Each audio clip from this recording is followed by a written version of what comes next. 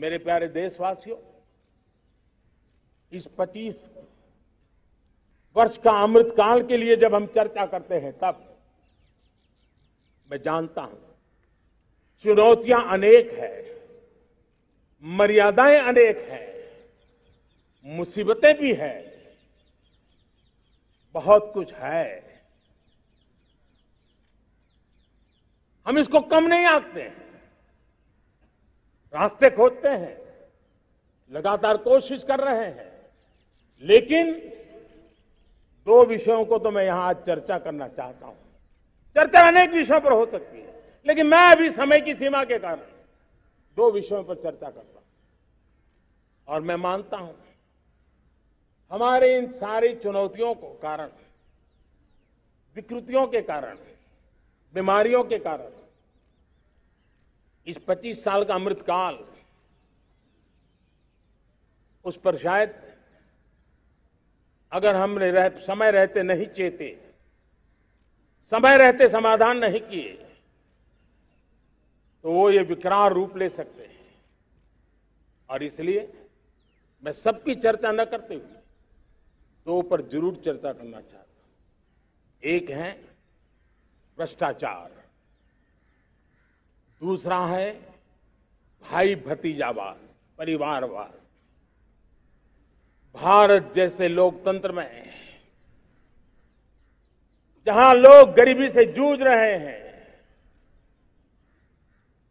जब ये तरफ से देखते हैं कि एक तरफ वो लोग हैं जिनके पास रहने के लिए जगह नहीं है, दूसरी पार वो तरफ लोग हैं जिनको अपना चोरी किया हुआ माल रखने के लिए जगह नहीं है, ये स्थिति अच्छी नहीं है। और इसलिए हमें भ्रष्टाचार के खिलाफ पूरी ताकत से लड़ना है। पिछले 8 वर्षों में डायरेक्ट बेनिफिट ट्रांसफर के द्वारा, आधार, मोबाइल, इन सारे आधुनिक व्यवस्थाओं का उपयोग करते हुए 2 लाख करोड़ रुपए जो गलत हाथों में जाते थे, उसको बचा करके देश की भलाई के लिए काम लगाने में हम सफल हुए हैं। जो लोग पिछली सरकारों में बैंकों को लूट लूट करके भाग गए, उनकी संपत्तियां जब्त कर करके वापस लाने की कोशिश कर रहे हैं। कईयों को जेलों में जीने के लिए मजबूर करके रखा हुआ है। हमारी कोशिश है जिन्होंने देश को लूटा है उनको लौटाना पड़े, वो स्थिति हम पैदा करेंगे। भाइयों बहनों, अब भ्रष्टाचार के खिलाफ मैं साफ देख रहा हूं कि हम एक निर्णायक कालखंड में कदम रख रहे हैं।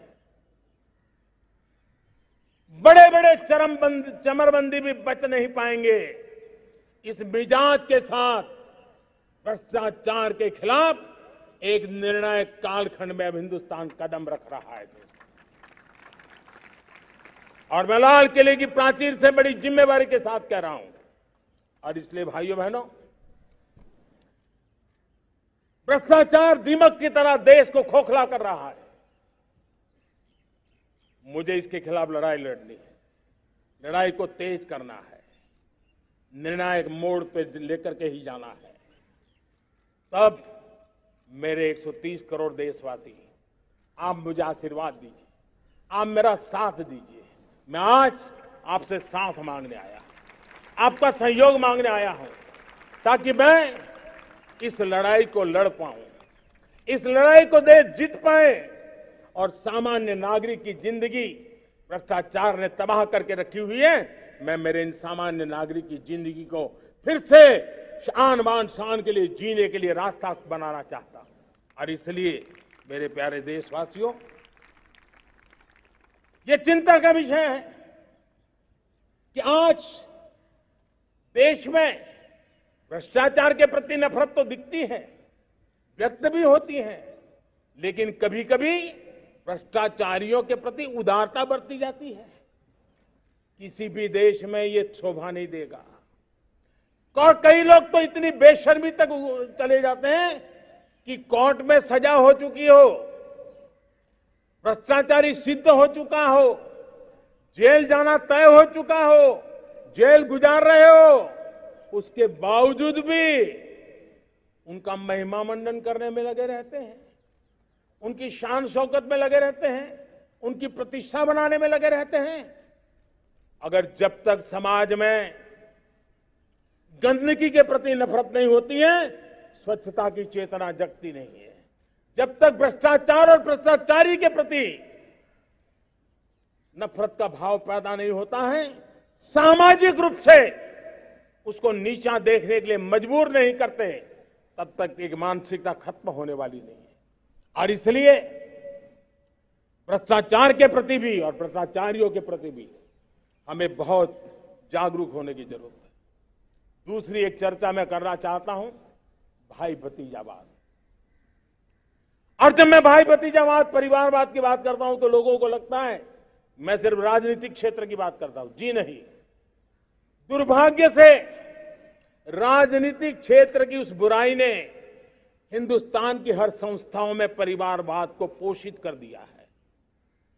परिवारवाद हमारी अनेक संस्थाओं को अपने में लपेटे हुए है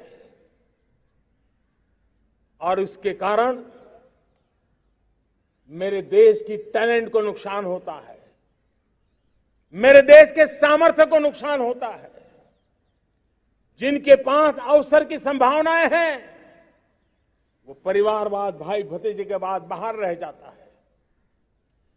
भ्रष्टाचार का भी कारण ये भी एक बन जाता है, ताकि उसका कोई भाई भतीजे के कार्य आसरा नहीं है तो लगता है चलो भाई कहीं से खरीद करके के जगह बना लूं। इस परिवारवाद से, भाई भतीजावाद से हमें हर संस्थाओं में एक नफरत पैदा करनी पड़ी होगी, जागरूकता पैदा करनी होगी, तब हम हमारी संस्थाओं को बचा पाएंगे। संस्थाओं के उज्जवल भविष्य के लिए बहुत आवश्यक है। उसी प्रकार से राजनीति में भी परिवारवाद ने देश के सामर्थ्य को सबसे सारा अन्याय किया है। परिवारवादी राजनीति परिवार की भलाई के लिए होती है, उसको देश की भलाई से कोई लेना देना नहीं होता है। और इसलिए लाल किले की प्राचीर से तिरंगे झंडे के आन बान शान के नीचे भारत के संविधान का स्मरण करते हुए मैं देशवासियों को खुले मन से कहना चाहता हूं, आइए हिंदुस्तान के राजनीति के शुद्धिकरण के लिए भी, हिंदुस्तान की सभी संस्थाओं के शुद्धिकरण के लिए भी हमें देश को इस परिवारवादी मानसिकता से मुक्ति दिला करके योग्यता के आधार पर देश को आगे ले जाने की ओर बढ़ना होगा। यह अनिवार्यता है, वरना हर किसी का मन कुंठित रहता है कि मैं उसके लिए योग्य था, मुझे नहीं मिला क्योंकि मेरा कोई चाचा, मामा, पिता, दादा, दादी, नाना, नानी कोई वहां थे नहीं। ये मनस्थिति किसी भी देश के लिए अच्छी नहीं। मेरे देश के नौजवानों, मैं आपके उज्जवल भविष्य के लिए, आपके सपनों के लिए, मैं भाई भतीजावाद के खिलाफ लड़ाई में आपका साथ चाहता हूं। परिवारवादी राजनीति के खिलाफ लड़ाई में मैं आपका साथ चाहता हूं। ये संवैधानिक जिम्मेवारी मानता हूं मैं, ये लोकतंत्र की जिम्मेवारी मानता हूं मैं, ये लाल किले के प्राचीर से कही गई बात की ताकत में मानता हूं और इसलिए मैं आज आपका अवसर चाहता हूं। हमने देखा पिछले दिनों खेलों में, ऐसा तो नहीं है कि देश के पास पहले प्रतिभाएं नहीं रही होंगी, ऐसा तो नहीं है कि खेलकूद की दुनिया में हिंदुस्तान के नौजवान, हमारे बेटे बेटियां कुछ कर नहीं सकते, लेकिन सिलेक्शन भाई भतीजेवाद की चैनल से गुजरते थे और उसके कारण वो खेल के मैदान तक, उस देश तक तो पहुंच जाते थे।